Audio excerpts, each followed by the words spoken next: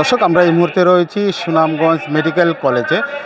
তো মেডিকেল কলেজের শিক্ষার্থীরা ২ দফা দাবিতে আজকে ৬ষ্ঠ দিনের মতো তাদের বিক্ষোভ কর্মসূচি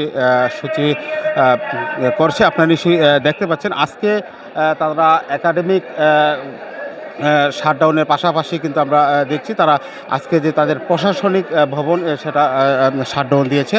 শাটডাউন দিয়ে তারা বিক্ষোভ কর্মসূচি পালন করছে। তারা যেটা বলছেন, আমরা এখানকে আসার পর শিক্ষার্থীরা যেটা বলছেন যে আজকে ৬ দিন হয়েছে তারা যে তাদের কর্মসূচি পালন করছে। এখন পর্যন্ত তারা সরকারের পক্ষ থেকে কোনো সুনির্দিষ্ট কোনো সাড়া পাননি। তারা এই জন্য তারা আন্দোলনটা কিন্তু তারা অব্যাহত রেখেছে। আমরা যদি একজন শিক্ষার্থীর সাথে কথা বলি, আমরা এখন একজন এই মেডিকেল কলেজের শিক্ষার্থীর সাথে কথা বলবো। আপনার সাথে একটু কথা বলবো।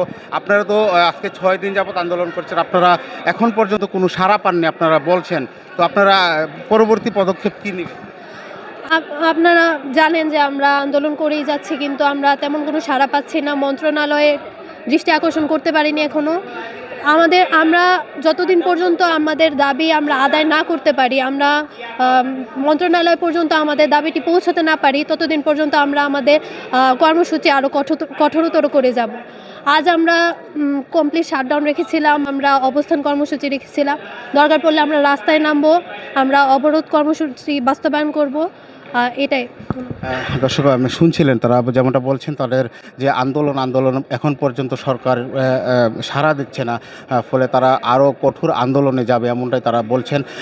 আপনাদেরকে যদি একটু বলে রাখি, তাদের যে মূল আন্দোলন সেটা হচ্ছে সুনামগঞ্জ মেডিকেল কলেজে এখন পর্যন্ত হাসপাতাল কার্যক্রম চালু হয়নি, যার ফলে তাদের যে ক্লাস পরীক্ষা অর্থাৎ তারা যে ক্লিনিক্যাল ক্লাস সেই ক্লাস কিন্তু তারা করতে পারছে না। তারা সুনামগঞ্জ সদর হাসপাতালে যে ক্লাস করতে হচ্ছে, এতে করে তাদের অনেক বিড়ম্বনার শিকার হতে হচ্ছে, যার ফলে তারা একটাই দাবি করছেন যে সুনামগঞ্জ মেডিকেল কলেজে হাসপাতাল কার্যক্রম দ্রুত সময়ের ভিতরে চালু করা হোক এবং তাদের যে একাডেমিক যে কার্যক্রমের যে তাদের যে শিক্ষক সংকট রয়েছে সেই শিক্ষক সংকট দূর করা, এই 2টি দাবি মূলত তাদের দাবি। তারা আজকে 6ষ্ঠ দিনের মতো তারা আন্দোলন করছে।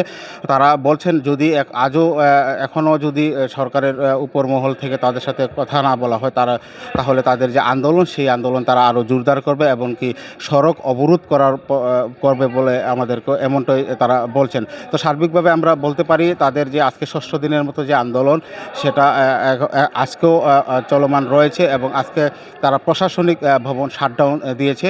তো এই ছিল সুনামগঞ্জ মেডিকেল কলেজ থেকে সর্বশেষ।